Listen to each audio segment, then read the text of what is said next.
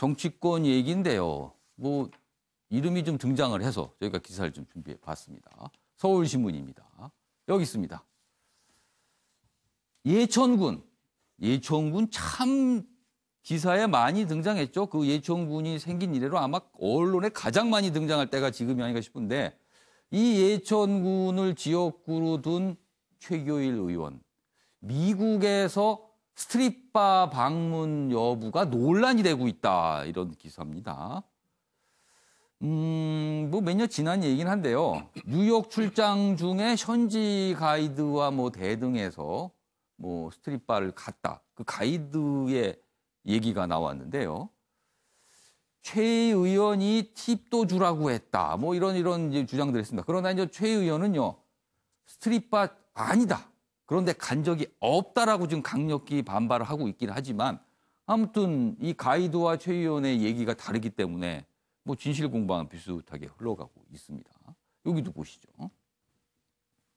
일단 여기 최 의원의 해명입니다. 당시 10여 명이 모두 있는 자리에서 가이드에게 식사 후 술 한잔 할 수 있는 주점을 알아봐 달라고 한 사실은 있다면서도 스트립쇼 하는 곳으로 가자고 한 사실은 없고 실제 뭐 그런 곳으로 가지도 않았다. 자, 일단 술 한잔 할 수 있는 주점. 근데 이 주점이 과연 어딘가 이 부분이 핵심일 것 같네요. 자, 배종우 교수님. 네.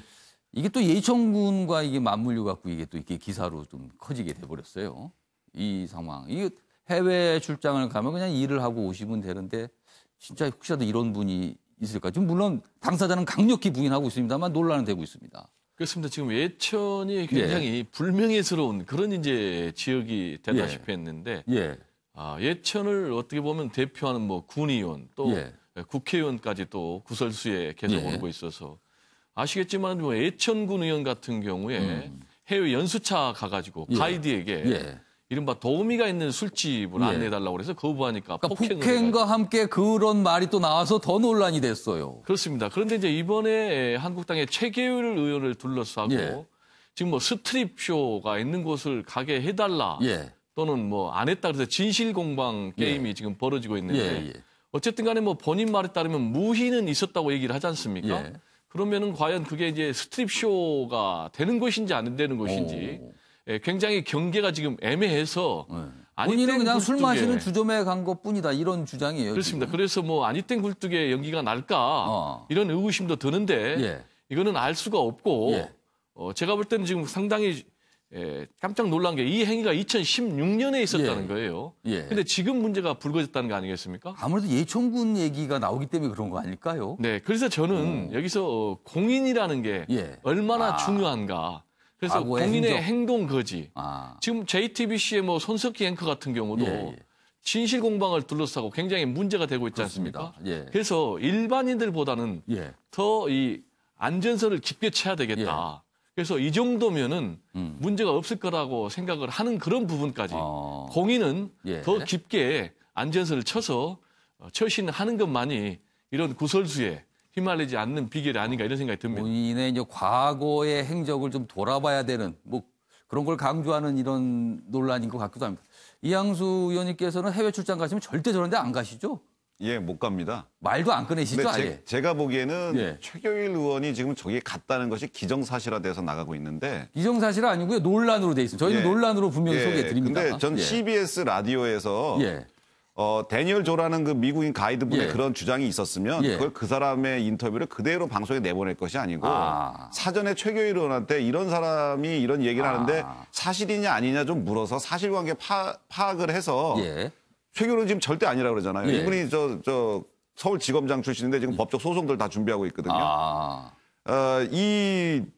저 국회의원도 사람이고 인격이 있는 사람인데 너무 그렇게 일방의 주장만 해갖고 이렇게 되면 만약에 이게 사실이라면은 뭐 CBS가 잘못한 건 아니지만 사실이 아니라면 CBS가 최규일 의원한테 굉장히 인격권을 침해한 게 되거든요. 저는 그래서 이런 보도는 좀 양쪽의 얘기를 다 들어보고 했으면 좋겠다는 생각이 최규일 의원은 지금 그 저 진술을 저런 말을 한 저 가이드에 대해 상대로 어떤 지금 법적인 대응을 할 구체적인 얘기는 안 해봤으면 하는 것으로 지금 뭐 언론사라든지 그분한테든지 여러 가지 법적 대응을 고려하고 있다고 들었습니다. 알겠습니다.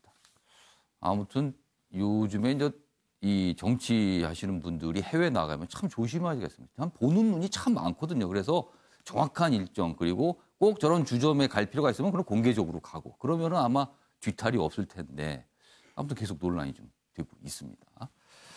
자, 이번에는 홍준표 전 대표 얘기를 좀 가보겠습니다. 역시 홍준표 전 대표 역시 과거에 했던 본인의 발언에 대한 책임을 져야 된다. 이런 또 법원의 판단이 나왔네요. 기사가 여기 있습니다. 법원, 홍준표, 류효의 모욕, 위자료 300만 원 줘야 한다. 이렇게 판정이 나왔습니다. 그러니까 홍준표 전 대표가 유효의 전 최고위원회 상대로 좀 거친 말을 했는데 그중에서 이제 모욕적인 내용이 들어간 거거든요. 여기 부제가요. 부제목이 이렇게 달려 있습니다.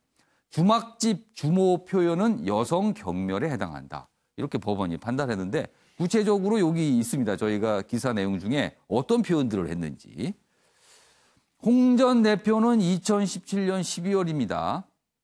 본인의 페이스북에 주막집 주모의 푸념 같은 것을 듣고 있을 시간이 없다라면서 유효의 전 최고위원 관련 얘기를 했습니다. 주막집 주모의 푸념이다. 이 부분이 좀 문제가 됐군요. 그리고 또 있습니다. 홍 전 대표가 2017년 12월에는요. 당 송년 간담회에서 참석자들에게 이런 또 표현은 글쎄요. 이게 제가 소개를 해드리는 게 적합할지 모르겠습니다. 아무튼 뭐 읽겠습니다. 그냥.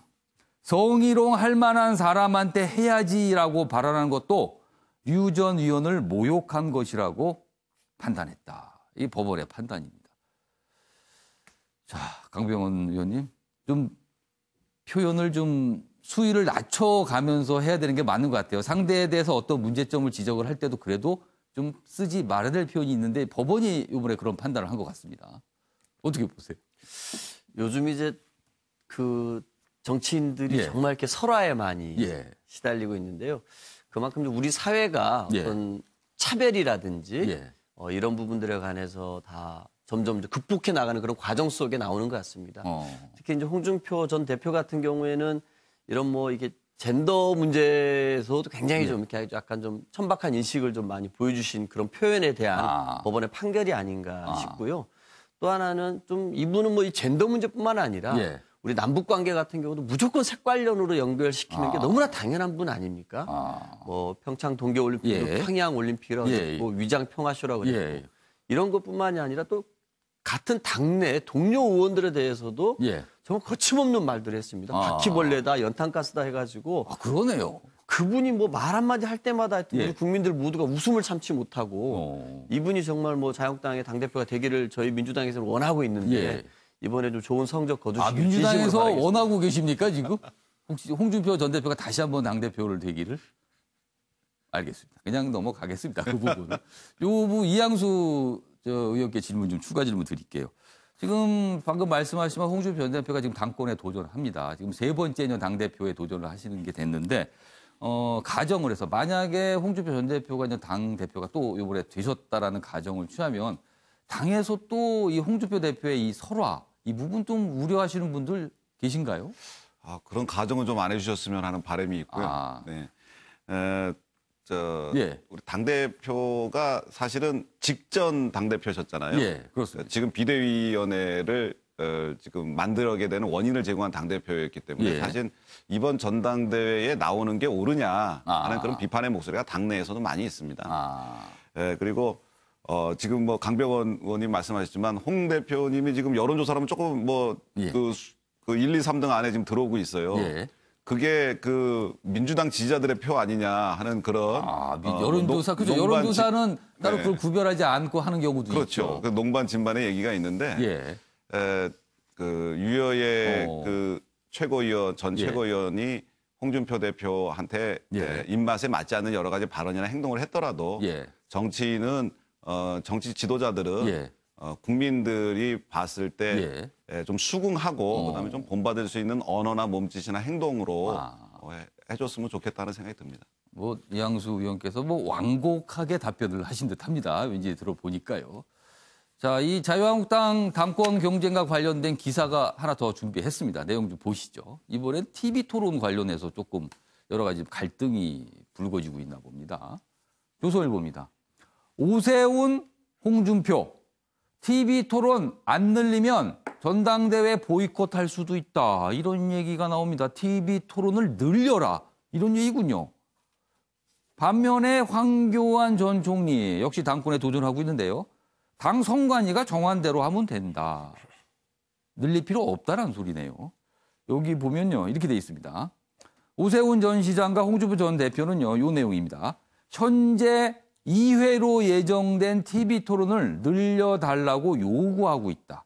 그리고 요구가 수용되지 않으면 전당대회 보이콧을 할 수 있다는 뜻도 비쳤다. 그러나 황교안 전 총리는 뭐 지금대로 그냥 하지 뭐 이런 입장입니다. TV 토론 아무래도 후보 간의 유불리 문제가 있기 때문에 이런 거 아닐까요? 윤경호 의원님. 예.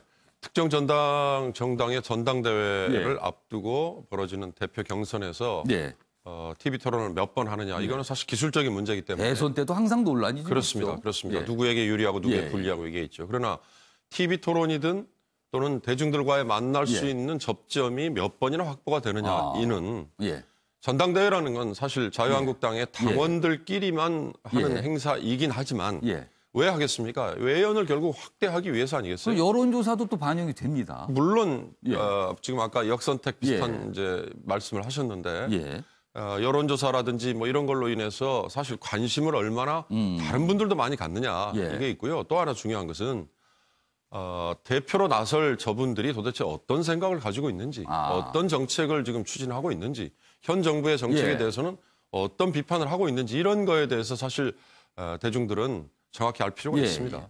그런 점에서 저는 룰을 만들기 나름이긴 하지만 저런 기회는 얼마든지 늘릴수록 더 좋은 거다라는 생각을 가지고 있습니다. 그러면은 오세훈, 홍준표 대표는 늘리자고 하는 이유가 있을 거고 황교안 전 대표는 뭐 지금 두 번 잡아놓은 거 하지. 각각의 이유는 뭘까요? 좀 추정 좀 해주시죠. 글쎄요. 두 분 다 뭐 좀 얘기하긴 뭐합니다만 뭐 내가 말로 붙는 싸움에는 충분히 이길 자신이 있다라는. 홍 전 대표하고 오세훈 전 시장. 뭐 그런 거일 수도 있고요.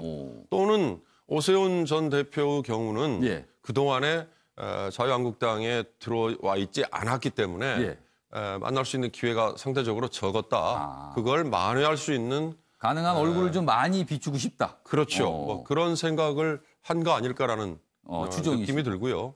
그러나 이제 황 전 총리 경우 뭐 홍 대표, 황교안 전 총리 뭐 그걸 굳이 전 뭐 이걸 불리하다 유리하다라고 생각을 해서 내가 이걸 더 택하겠다 이런 얘기는 안 하는 게 오히려 본인한테는 더 좋을 거예요. 그러나 제가 보기엔 지금 이런 논란들이 될수록 어찌됐든 컨벤션 효과라는 게 있지 않습니까? 관심을 좀 더 끌 수 있는 거고 그런 차원에서는 뭐 논란이 될수록 더 좋을 수도 있겠죠.